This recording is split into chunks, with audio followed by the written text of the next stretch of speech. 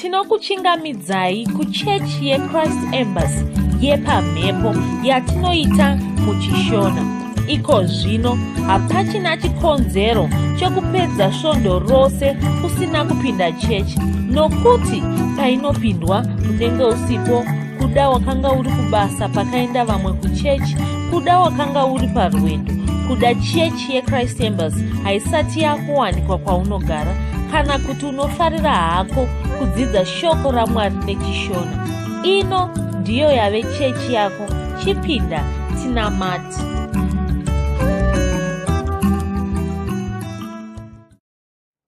Tinosanganazve nechimwe chirongwa chechechi yepamhepo Christ Embassy yatinoita muchishona. Ndinovimba Mwari wanga wachikuropafadzai. Tiri mumwedzi wemaropafadzo. Toda kuti titende Mwari noupenyu hwawakatipa, nokuti upenyu hausi upenyu nje, asi upenyu hwoumwari. Toda kutenda Mwari nokutiita vadyi venhaka pamwe chete naKristu. Toda kutenda Mwari nokutiita vamwe chete naKristu, nokutipa upenyu usingaparadzwi, nokutiita zvisikwa zvitsva. Ngatinamatei. Baba, tinokutendai nokutiropafadza noupenyu hwedenga. Makatiropafadza nemaropafadzo ose epamweya ekudenga. Tinokutendai Baba nokuti hatina chandinoshayiwa mukati muupenyu hwedu, uye tinokutendai Baba nokuti makatipa upenyu hwakazara huri muna Ishe Jesu Kristu.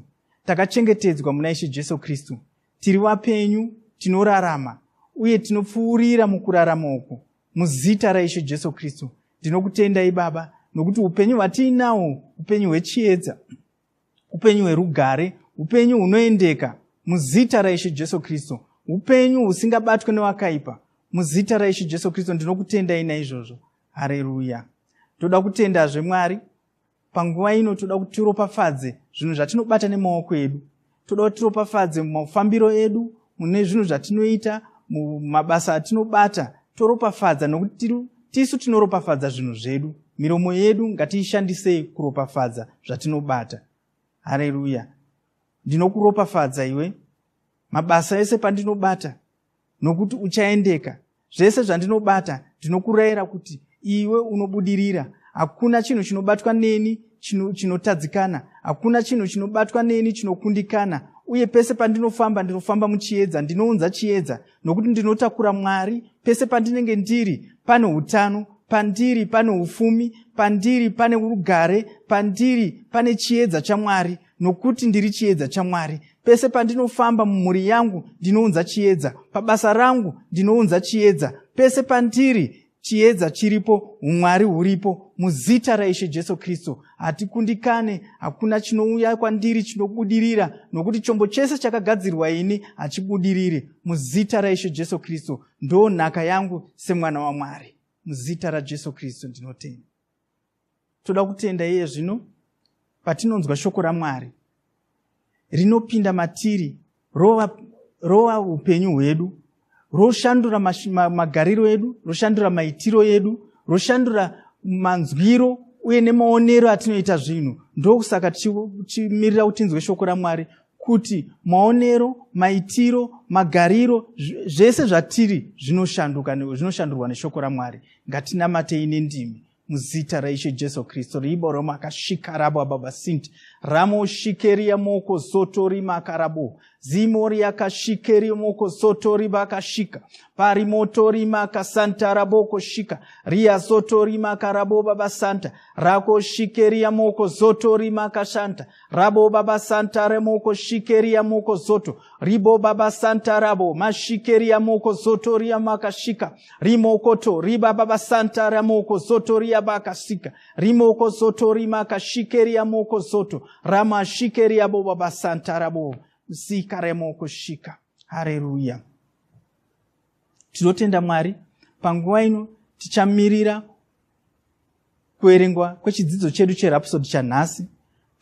Tobva ipapo tichaimba nekurumbidza Mwari wedu pamwe chete, togadzirira mwoyo yedu kunzwa shoko raMwari.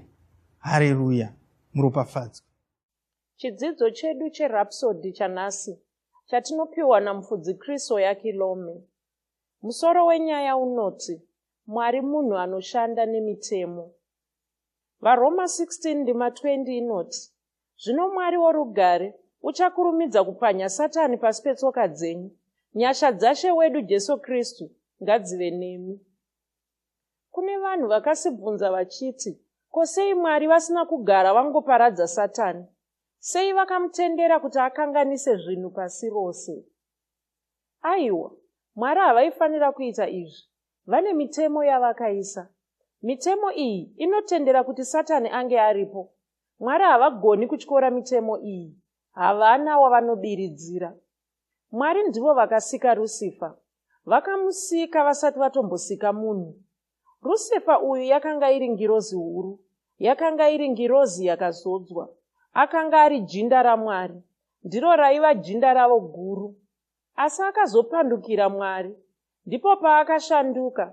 Akashanduka akava dhiabhori. Ndipo paakava Satani.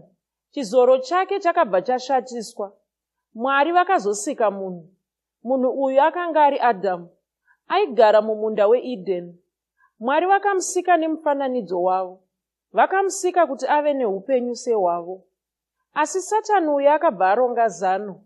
Iri raiva zano rokuparadza chisikwa chaMwari ichi. Saka akanyengera Adhamu uyu. Adhamu akabva anyengereka. Akateerera Satani. Iyi yakanga iri mhosva huru. Yaireva kuti Adhamu akanga atotengesa nyika. Akanga atengesa ushe. Saka akabva arasikirwa namasimba ake. Satani ndiye akabva atora masimba aya. Satani akabva atora ushe hwaAdhamu. Uyu wakanga huri ushe hwekutonga nyika ino. Ushe uyu wakanga huine nguva. Nguva yacho haisati yapera. Saka Adhamu akabva ava muranda waSatani. Uhu wakanga husiri huranda hwekumanikidzirwa. Hwaiva pamutemo. Satani ndiye akanga otonga nyika. Saka akanga ava kutongawo nevanhu vaiva munyika iyi. Izvi ndizvo zvatinoratidzwa neBhaibheri. Tinozviverenga muna vaRoma 6:16. Ndima iyi inoti, munhu waunoteerera ndiye mutongi wako. Mutemo uyu unoshanda mumweya. Saka Satani akabva ava mukuru waAdhamu. Asi Mwari vakanga vapa Adhamu ushe. Uyu wakanga huri ushe hwekutonga nyika ino. Wakanga huri ushe hwekutonga zvose zviri munyika ino. Izvi ndizvo zvatinoverenga muna Genesis 1:26. Ushe uhu ndihwo hwakatorwa naSatani. Ndihwo ushe huna Satani nhasi. Ushe uhu huri pamutemo. Mwari vanohuremekedza. Saka Mwari vakafanira kusika rumwe rudzi rwevanhu. Rudzi urwu ndirwo runonzi chisikwa chitsva. Saka vakafanira kusika Adhamu wechipiri. Adhamu uyu ndiye Jesu Kristu. Asi ndiye Adhamu wekupedzisira. Munhu akanga ava kufanira kuzvarwa patsva. Akanga ava kufanira kuzvarwa kechipiri. Adhamu wechipiri ndiye akaita kuti munhu agone kuzvarwa kechipiri.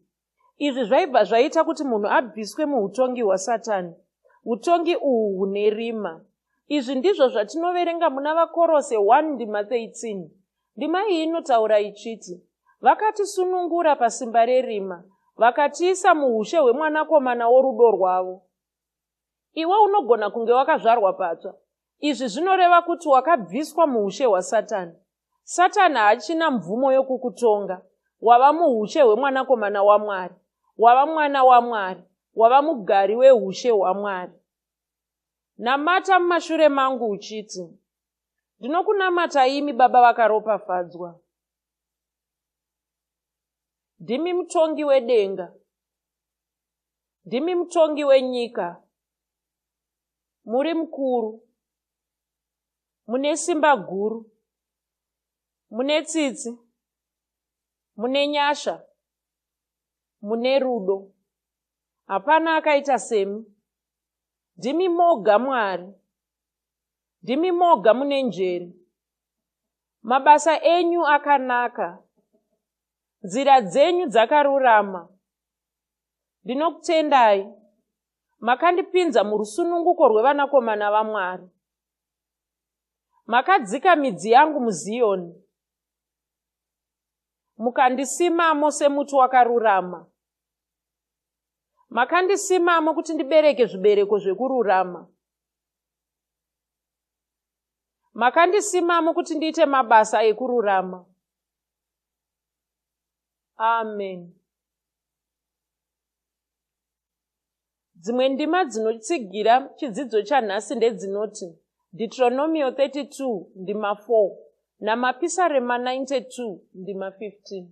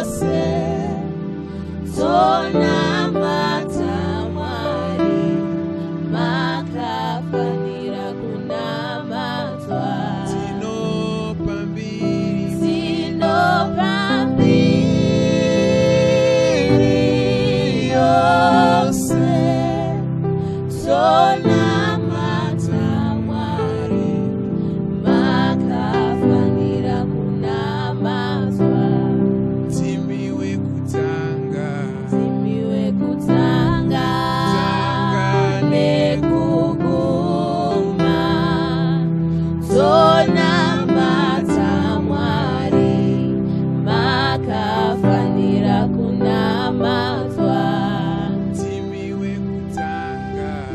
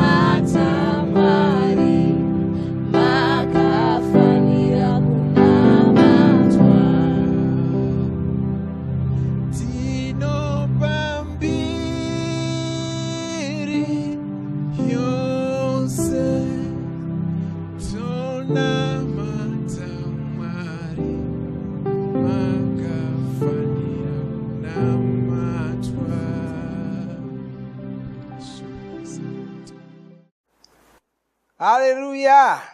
Tinosangana zvekare pamunamato wedu weChrist Embassy watinoita pamhepo muchishona, tichida kutenda zvikuru mufudzi wedu, mutungamiriri wedu, mufudzi Kristo Yakilome, vanotipa mukana wokuti tisangane saizvozvi.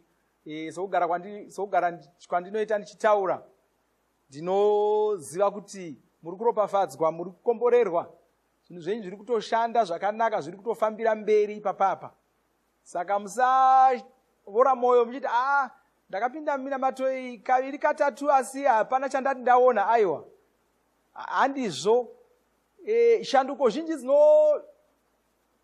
dzinoitika mukati meupenyu hwedu dzingasakasira kuonekwa nameso, asi zvinhu zvinenge zvitoshanduka. Nyaya yokutoti watova netsika yokupinda chechi ishanduko huru iyoyi. Nyaya yokutoti wakutoziva zvinhu zvimwe zvatinodzidzisa pachechi ipapapa ishanduko huru iyoyi. Pawanga usingazivi zvinhu izvi wanga utori munhu akatosiyana nezvawavaiko zvino. Haleluya. Ndoda kuti tienderere mberi sevimbiso yandakaita. Takati toda kumbotsanangura pamusoro pemipiro, nokuti nyaya yemari nyaya inoda kunetsa vanhu vakawanda. Vanovhunduka kana ukataura nezvemari. Vanofunga kuti wakuda kuvabira, wakuda kuita zvimwe zvinhu zvisingatenderwi. Aiwa, chinangwa changu kuti ndikudzidzisei zvinhu izvi zvinoda kuti musunungurwe kubva padambudziko iroro.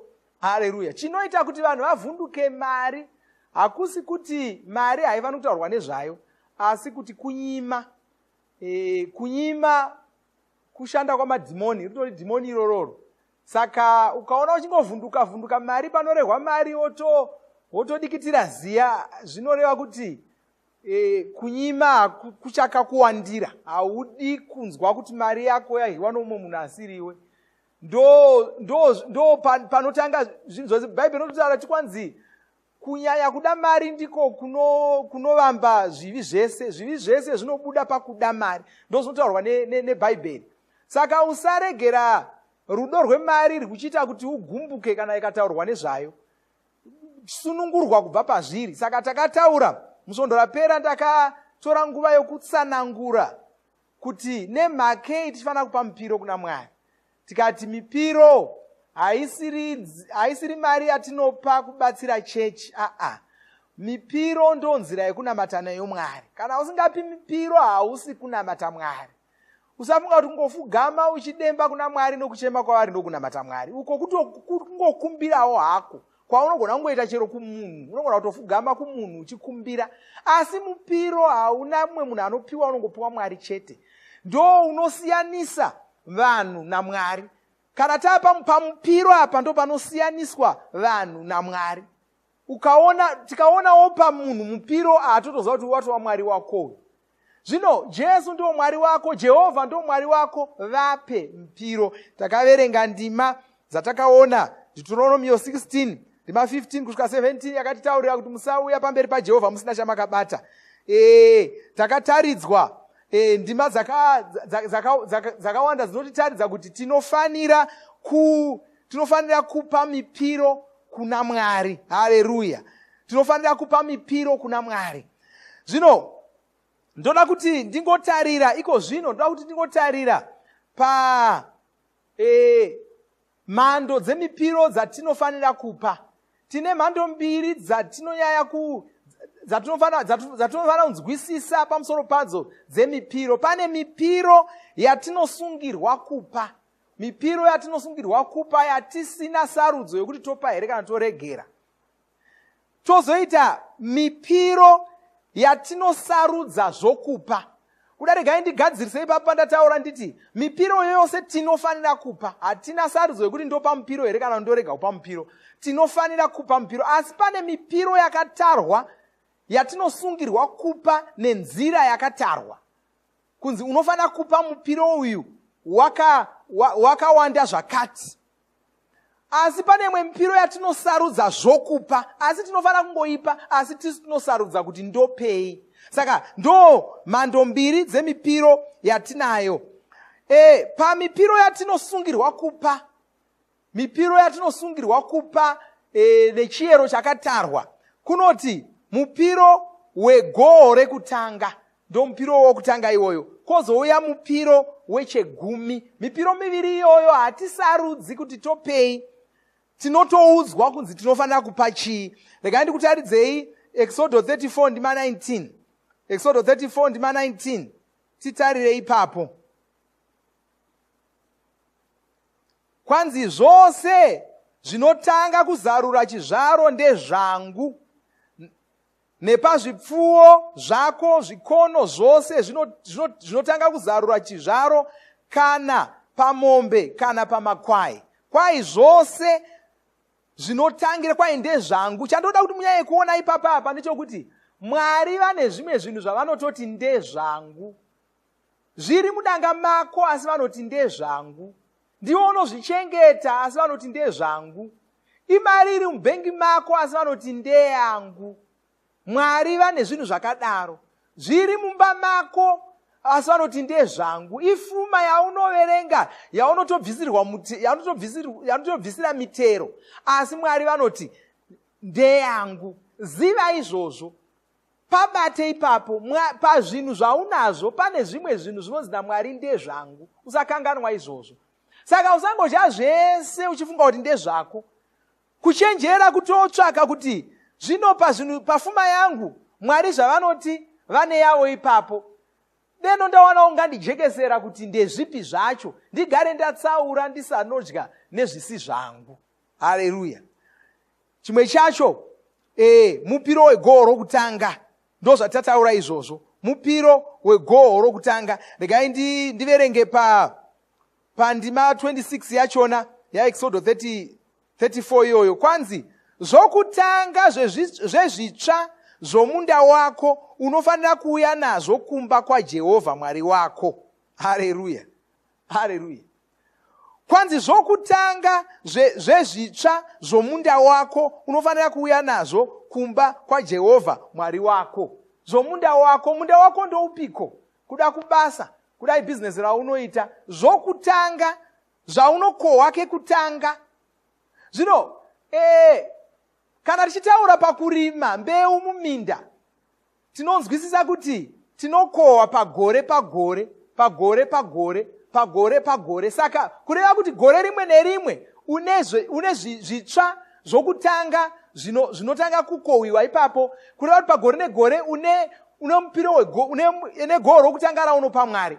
Saka nyangwe kuri kubasavo, mari yaunotanga kuwana pagore, ungava muhoro waunotanga kuwana pagore, unofanira kuupa kuna Mwari.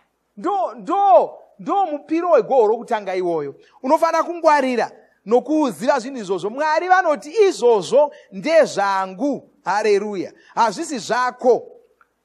Saka ngwarira izvozvo. Goro rokutanga kungava kudai unongoitawo wako mhindu dzaunoita. Gore richitanga upfumi hwaunowana kana kuti profiti yaunowana kana kuti upfumi hwaunowana, mabasa aunowana, gora unowana ipapapo. Uchitanga gore ritore wopa kuna Mwari. Woti iri nderaMwari, ndombotanga naMwari, ndozoshanda hangu gore rose kusvika rapera, asi ndambotanga ndapa Mwari. Ndo zvatinorayirwa neshoko raMwari. Haleluya. Tinozoitawo mupiro wechegumi. Regai ndikuverengerei Levitical 27 ndima 30. Levitical 27 ndima 30. Kwanzi zvegumi zvose zvenyika, kana zviri zvembeu dzenyika, kana michero yemiti, ndezvaJehovha, zvitsvene kuna Jehovha. Shoko rokuti zvitsvene kuna Jehovha zvinoreva kuti zvakatsaurirwa kuna Jehovha, zvinoreva kuti zvinoera. Kwai chegumi chimwe nechimwe chinoera. Chinhu chinonzi chinoera, chinhu chiya chinonzi hachifaniri kubatwa navanhu, ndechava Mwari. Ndo zvinoreva kuera. Vanhu kana vachiti gomo iri rinoera, chinhu ichi chinoera, tinenge tichireva kuti chinhu ichi hachisi chavanhu venyama, ndechava Mwari. Saka vari kuti chegumi hachisi chavanhu venyama, ndechava Mwari, chinoera. Ukatamba nacho hameno zvako. Saka ndo mupiro yatinosungirwa kupa, goo rokutanga nechegumi. Haleluya. Tinozoitawo mipiro yatinosarudza zvokupa. Ndati hatisarudzi kuti toupa here kana torega kupa, asi kuti takasununguka kusarudza zvokupa. Kureva kuti tabvisa zviya zvinonzi naMwari ndezvangu, tabvisa goro rokutanga Mwari vati nderangu, tabvisa chegumi Mwari vati ndechangu, kureva kuti zvasara zvaazvedu. Handiti zvasara ndo zvaazvedu, asi pane zvasara izvi Mwari vanoti ndipe mupiro kubva pane izvozvo. Musiyano chete ndokuti ndiwo akusarudza kuti pamadhora 10 andinawo aya ndopamaviri here, ndopamatatu here, ndopamashanu here, ndopaese here. Isarudzo yava yako, asi unofanira kupa. Haleluya. Unofanira kupa. Deuteronomio 12:17.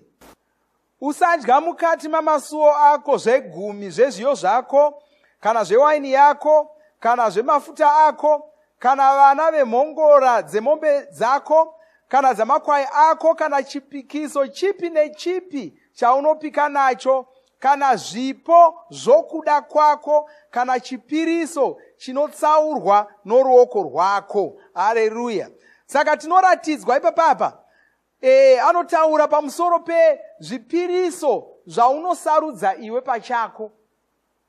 Tataura tikati zvipiriso izvi unofanira kuzvipa, unofanira kupa mipiro iyoyo, asi Mwari vanokutendera kuti usarudze kuti woda kupa zvakawanda zvakadini. Haleluya. Tataura tikati kudai madhora 10 aunawo, sarudzo inenge yapauri kuti ndobvisa dhora rimwe here, maviri here, matatu here, kana ndoaendesa ose akadaro. Tinozviona zvekare muna 2 vaKorinde 9:6 zvichienda mberi. 2 vaKorinde 9:6 zvichienda mberi. Kwanzi zvino rangarirai chinhu ichi: unodzvara zvishoma unochekawo zvishoma, unodzvara zvizhinji unochekawo zvizhinji. Mumwe nomumwe ngaaite sezvaakafunga pamwoyo, arege kuita nokuchema kana nokurovererwa, nokuti Mwari unoda munhu unopa nomufaro. Haleluya. Saka vanotitaurira panapa, anotanga atiudza kuti unodzvara zvizhinji unowana zvizhinji, unodzvara zvishoma unowana zvishoma. Chisarudza iwe kuti wopa zvipi. Unoda goho shoma here kana unoda goho rakawanda? Munhu akangwara unoti ini ndinoda goho rakawanda, saka ndichadzvara pakuru. Haleluya. Asi vamwe vanomanyirira kuzoti kwanzi ita zvaunoda nomwoyo wako. Aiwa, uri kukanganwa zvawatanga waudzwa. Watanga waudzwa kunzi unodzvara pakuru unowana pakuru. Haleluya. Regai tiendere mberi nechidzidzo ichi musvondo rinouya kuda tichichipeta ipapo. Kwazvino regai nditore mukana uno kukunamatirai nokukunyengeterera. Upenyu hwako huri kutoshanduka sokutaura kwandogara ndichiita. Shoko raMwari harigoni kudzokera kuna Mwari risina zvaraita. Shoko rauri kunzwa iro riri kushandura zvinhu zvako. Manzwisisiro aunoita nyaya dzezvemari, nyaya dzezveupfumi iri kushanduka. Paunowedzera kupa mipiro yako, maropafadzo aMwari aunozoona mukati muupenyu hwako anoenda achiwanda. Regai ndinamate. Baba, ndinokutendai nokuda kwomumwe nomumwe apinda munamato ineni pazuva ranhasi. Notaura iko zvino takaropafadzwa nezita raJesu Kristu. Hapana chombo chingagadzirwa kumuparadza chinogona kumukuvadza nezita raJesu Kristu. Anokunda muzvinhu zvake zvese, anobudirira mabasa ose aanoita, anobudirira pane zvese zvaanoita nezita raJesu Kristu. Zvodzingira kure urwere kubva mumuviri wake nezita raJesu Kristu. Nezita raJesu Kristu zvirayira kuporeswa kuti kutange kushanda mukati momuviri wake nezita raJesu Kristu. Baba, ndinokutendai, ndinopa mbiri nekudzo kwamuri muzita raJesu Kristu. Amen. Haleluya. Mwari vakuropafadze. Tosangana zvekare pasvondo rinouya tichienderera mberi nechidzidzo icho. Chirangarirai, tinoda kuti panopera mwedzi uno wagumiguru tigone kupa zvitupa kune vaya vanenge vakapedza zvidzidzo zvekuvamba. Saka kana manga musati manyai muite mupedzise zvidzidzo izvozvo. Mwari vakuropafadzei. Tinovimba makomborerwa nemunamato wesvondo rino. Kana manga musati mazvarwa patsva, namatai mumashure mangu, muchidudza, muchirevesa. Taurai muchiti: Mwari vari kudenga, ndinouya kwamuri, ndinokoka Jesu kuti vapinde mumwoyo mangu. Ndinokumbira kuti Jesu vatonge upenyu hwangu. Ndinopupura kuti Jesu ndivo vavaishe wangu. Saka ndinogamuchira upenyu usingaperi. mumweya mangu. Ndazvarwa patsva, ndava chisikwa chitsva. Ndinokutendai. Amen.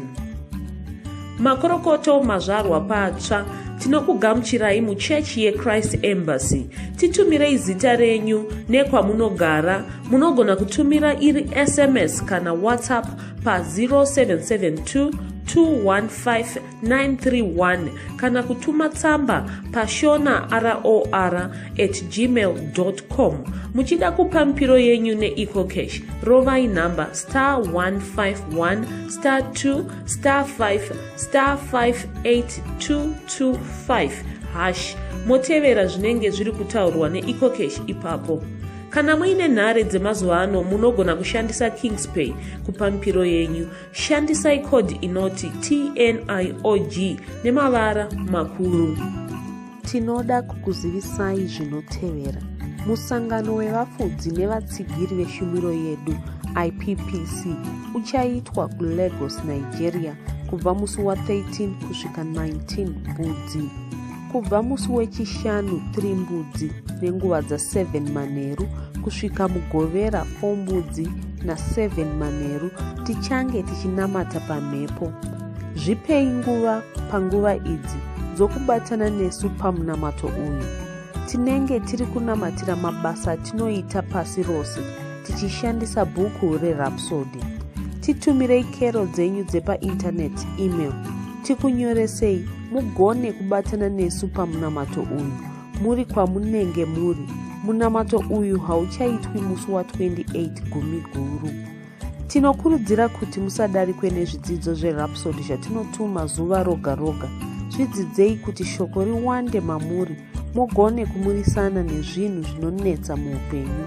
Batanaivo namufudzi Chris paminamato yatinoita muvhuro, chitatu nechishanu, masikati nemanheru. Boka rekutanga revanhu vachapedza zvidzidzo zvekuvamba richapiwa zvitupa kupera kwemwedzi uno. Iva mumwe wevanhu ava, saka taura nesu nhasi utange zvezvidzidzo izvi. Munamato uno munoubata pa WhatsApp, pa YouTube panoti Shona Online Church nepa www.ce-shonachurch.org. Ivai nesvondo rakanaka. Masoko eupenyu auya mutauro